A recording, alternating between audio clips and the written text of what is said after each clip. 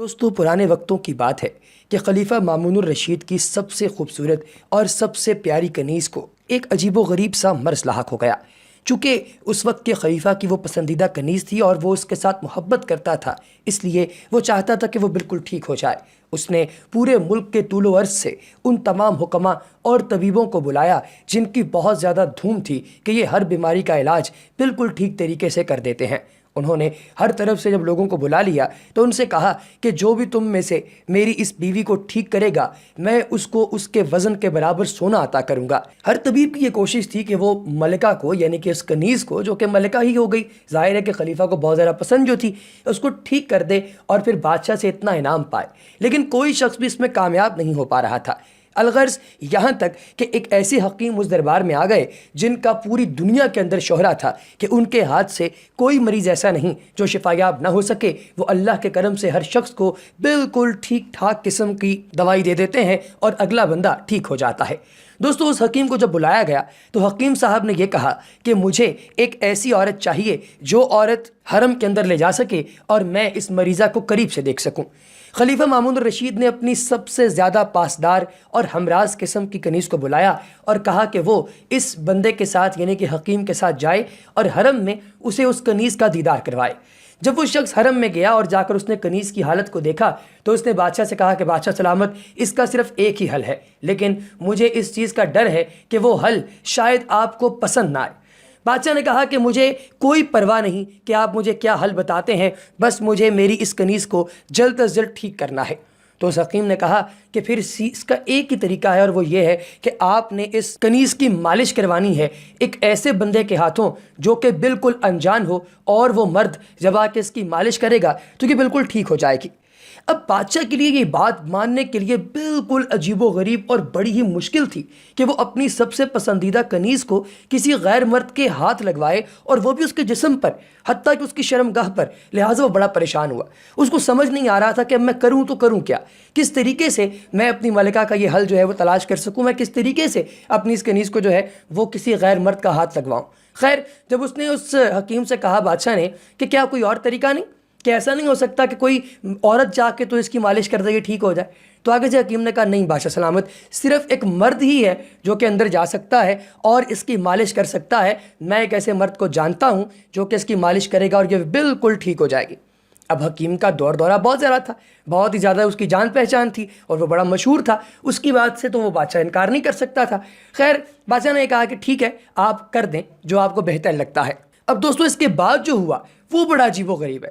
تفصیل میں جانے سے پہلے آپ تمام احباب کو خوش آمدید ریئلٹی ورلڈ میں۔ اگر آپ نے ابھی تک ہمارے چینل کو سبسکرائب نہیں کیا تو چینل کو سبسکرائب کیجئے، بیل آئیکن پر کلک کیجئے اور کمنٹ سیکشن میں اپنی قیمتی رائے کا اظہار ضرور کیجئے گا۔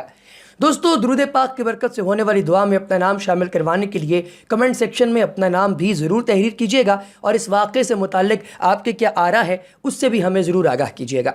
دوستو اب وہ دن آن پہنچا کہ ایک بڑا عجیب سا شخص اپنے سر پر ایک بہت بڑی پگ رکھے ہوئے اور ایک لمبی چوڑی داڑھی رکھے ہوئے وہاں پر آیا۔ دربار میں جب وہ آیا تو اس نے اپنے پورے جسم کو ڈھانپا ہوا تھا، اس کے ہاتھ میں تیل کی ایک شیشی تھی اور اس نے آ کے حکیم سے کہا حکیم صاحب مجھے دکھائیے وہ کمرہ کدھر ہے جہاں پر وہ عورت ہے جس کی میں نے مالش کرنی ہے۔ بادشاہ نے جب اس شخص کو دیکھا تو اپنا منہ دوسری طرف کر لیا۔ حکیم نے کہا آئیے میں آپ کو اس کے حرم تک لے جاتا ہوں۔ جب وہ اس حرم تک لے کر گیا تو وہ لڑکی کے کمرے میں داخل ہوا۔ اب لڑکی کو پہلے سے حکم دے دیا گیا تھا کہ وہ اپنے بدن کے سارے کپڑے اتار کر اس محل کے بالکل بیچوں بیچ کھڑی ہو جائے۔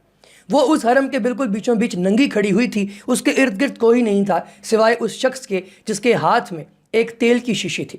اس نے کمرے میں داخل ہوتے ہی اپنی انگلی پر تھوڑا سا تیل لگایا اور اس کی شرمگاہ کے قریب کرنے ہی والا تھا کہ ایک دم حیا کا غلبہ آ گیا اس کنیز پر اور اس نے فوری طور پر اپنے ہاتھ جو ہے ان کو جنبش دی اور اپنے ہاتھوں سے اپنی شرمگاہ کو ڈھانپ لیا۔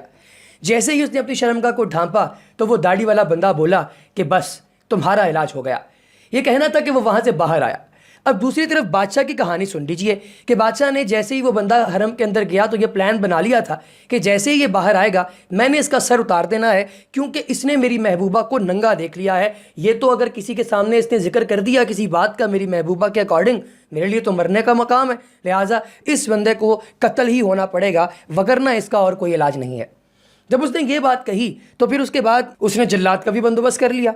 اب وہ بندہ یعنی داڑھی والا شخص جب حرم سے باہر آیا تو بادشاہ نے اپنے تمام سپاہیوں کو حکم دیا کہ اس کو پکڑ لو اور اس کو زندان میں لے آؤ۔ جب اسے زندان میں لایا گیا تو بادشاہ بھی وہاں پہنچا، حکیم صاحب بھی پہنچ گئے، جلاد بھی پہنچ گیا۔ بادشاہ نے حکیم سے کہا کہ حکیم، سب سے پہلے تو تم مجھے یہ بتاؤ کہ اس بندے کا تمہارے ساتھ تعلق کیسے بنا، تم نے اسے کہاں سے ڈھونڈ لیا؟ حکیم کہنے لگا بادشاہ سلامت، بات یہ ہے کہ یہ بندہ میرا بہت پہچاننے والا ہے، اور اگر آپ کو میں اس کا راز جو ہے وہ عیاں کر دوں تو پہلے وعدہ کیجیے آپ کسی کو بتائیں گے نہیں۔ بادشاہ نے کہا ٹھیک ہے، میں کسی کو نہیں بتاؤں گا۔ تو وہ بندہ اس کے قریب گیا، حکیم اس کے قریب گیا اور اس مالش کرنے والے شخص کو داڑھی سے پکڑ کر کھینچا۔ جیسے ہی اس نے کھینچا تو داڑھی اس کی نیچے اتر آئی، یعنی کہ داڑھی فیک لگائی ہوئی تھی۔ پھر اس کی پگ اتاری گئی اور اس کے کپڑے کھولے گئے تو پتہ چلا کہ یہ تو ایک عورت ہے۔ اب بادشاہ نے کہا کہ یہ کیا کہانی ہے بھائی، حکیم صاحب ایکسپلین کریں۔ حکیم نے کہا بات یہ ہے کہ آپ کی جو ملکہ ہے، جو آپ کی کنیز جو آپ کو سب سے زیادہ پسند ہے، اس کو ایک ایسا مسئلہ تھا جو صرف جسم میں حرارت پیدا ہونے کی وجہ سے ٹھیک ہو سکتا تھا۔ اب میں نے جتنی بھی اسے دوائیاں دیں، ان دوائیوں سے کوئی آرام اس لیے نہیں آنا تھا کیونکہ اس کے جسم میں حرارت پیدا نہیں ہو رہی تھی، اور اس کے جسم میں حرارت پیدا کرنے کا ایک ہی واحد طریقہ تھا، اور وہ یہ کہ اسے کوئی غیر مرد آ کر چھوئے جس سے ایک دم اس کی جسم میں حرارت پیدا ہو۔ اب آپ مجھے جانتے ہیں کہ آپ میرے بادشاہ ہیں، تو میں تو کبھی نہیں چاہوں گا کہ میرے بادشاہ سلامت جو ہیں ان کی بیوی کو کوئی غیر مرد آ کر ہاتھ لگائے، لہٰذا میں نے ایک عورت کو یہ والا پہناوا پہنا کر یہاں پر بھیجا، اس لیے تاکہ یہ عورت جب اس جگہ پر آئے گی، جب اس کے اس پہناوے کو آپ دیکھیں گے تو یہ آپ کی عورت کے جسم میں گرمی پیدا کر دے گی اور وہ بالکل ٹھیک ہو جائے گی۔ لہٰذا اس لیے میں نے یہ ساری جو ہے وہ معاملہ ترتیب دیا۔ آپ کو کیا لگتا ہے کہ میں چاہوں گا کہ کوئی غیر مرد آ کر آپ کی کنیز کو، آپ کی محبوبہ کو آ کر ہاتھ لگائے؟ بادشاہ یہ سن کر بڑا خوش ہوا، اس کی اتنی خوشی کی انتہا نہ رہی کہ اس نے فوری طور پر اپنے ملازموں سے کہا کہ جاؤ اور جا کر اتنا زیادہ تم سونا لے کر آ جاؤ جتنا تمہیں لگتا ہے کہ تم لا سکتے ہو۔ وہ سارا سونا جب لایا گیا تو پھر اس کے بعد تول کر اس سونے کو دے دیا گیا اس حکیم کو، اور کہا گیا کہ آج سے آپ ہمارے درباری حکیم ہو گئے۔ تو دوستو یہ ایسے لوگ ہیں جو لوگ کہ واقعی چیزوں کی نزاکت کو سمجھتے تھے اور انہوں نے نزاکت کو سمجھتے ہوئے اپنا مقام پیدا کیا۔ یہ بڑی ایک مزیدار بات۔ دوستو اب میں آپ کو ایک اور مزیدار سا قصہ سناتا ہوں۔ یہ مشہور عباسی خلیفہ ہارون رشید کی بہن خلال بانو کا ہے۔ دوستو یہ ایک مرتبہ سخت بیمار ہوئی۔ ہوا یہ کہ اس عورت کی جو طبیب جو کہ اس کی آ کر ٹھیک کر رہے تھے ان کی طبیعت کو، اس بندے نے آ کر اس کا علاج شروع کیا جس کا نام تھا طبیب یوحنا بن ماسویہ۔ جب وہ علاج کر رہا تھا تو اسے لگ رہا ہے کہ یار اس کا تو کوئی فائدہ ہو نہیں رہا، تو انہوں نے کہا کہ چلیں ایسا کرتے ہیں کہ کسی اور بندے کو بلاتے ہیں جو آ کر دیکھے کہ کیا علاج ٹھیک ہو رہا ہے کہ نہیں۔ تو جبریل بن بختیشو کو بلایا گیا۔ جب وہ بھی آئے تو انہوں نے آ کر تو پہلے سے جو ہے وہ علاج کرنے والے حکیم سے پوچھا کہ مرض کیا ہے اور آپ دوائی کیا دے رہے ہیں۔ اس نے جو دوائی بتائی ایگزیکٹلی ویسی دوائی ہونی چاہیے تھی، علاج بالکل ٹھیک ہو رہا تھا۔ اس نے کہا کہ آپ کا علاج تو بالکل ٹھیک کر رہے ہیں لیکن یہ پرسوں آدھی رات سے پہلے مر جائے گی۔ جبریل نے جب یہ سنا تو کہا کہ بالکل غلط ہے، یہ صحت یاب ہو کر عرصے تک زندہ رہے گی۔ لیکن ماسویہ کا یہ کال بالکل صحیح ثابت ہوا جو اس نے مریضہ کے وقت کے بارے میں بتایا تھا۔ مریضہ نے عین اسی وقت دم توڑا جبکہ اس حکیم نے کہا تھا۔ اس کا مطلب یہ ہے کہ پرانے وقتوں کے جو لوگ ہوتے تھے دوستوں، ان کو بڑا پتہ ہوتا تھا کہ طب کا کیا معاملہ ہے۔ اب میں آپ کو ایک اور مزیدار سی بات یہاں پر سناتا ہوں۔ دوستو ہوا کچھ یوں کہ ایک شخص کو دستوں کی شکایت ہوئی، دن میں 50 مرتبہ دست آنے لگے جس سے حالت بگڑ گئی۔ حکیم بختیشو کو بلایا گیا۔ اس نے حتی الامکان کوشش کی کہ دست بند ہو جائے مگر کوئی تدبیر کام نہ آئی۔ اس نے مایوس ہو کر مریض کو دست اور دوا پلا دی جس سے ایک دن تو خوب دست آئے مگر دوسرے دن سے طبیعت سنبھلنے لگی اور دست بھی بند ہو گئے۔ لوگوں نے حکیم سے اس علاج کے بارے میں پوچھا تو اس نے بتایا کہ دستوں کا اصل سبب فاسد مادہ تھا جو دست آور دوا کے استعمال سے خارج ہو گیا۔ عورت کے چہرے پر ایک دفعہ داڑھی تھی۔ دوستوں متوکل عباسی کی ایک کنیز بہت خوبصورت تھی، خلیفہ اس پر جان دیتا تھا۔ ایک دن وہ حمام سے نکلی تو اسے کچھ سستی معلوم ہوئی اور دونوں ہاتھ اٹھا کر تن گئی، لیکن جب ہاتھ نیچے کرنا چاہا تو ایسا نہ کر سکی، دونوں ہاتھ اٹھے کے اٹھے رہ گئے۔ خلیفہ کو یہ دیکھ کر سخت رنج ہوا، فوراً اتباع جمع کیے گئے، سب نے دیکھ کر یہی کہا کہ اس کا کوئی علاج نہیں۔ وزیر نے عرض کیا کہ کوفے میں ابن سعد نام کا ایک حاذق طبیب ہے جو اس کا علاج کر سکتا ہے۔ چنانچہ ابن سعد کو طلب کیا گیا۔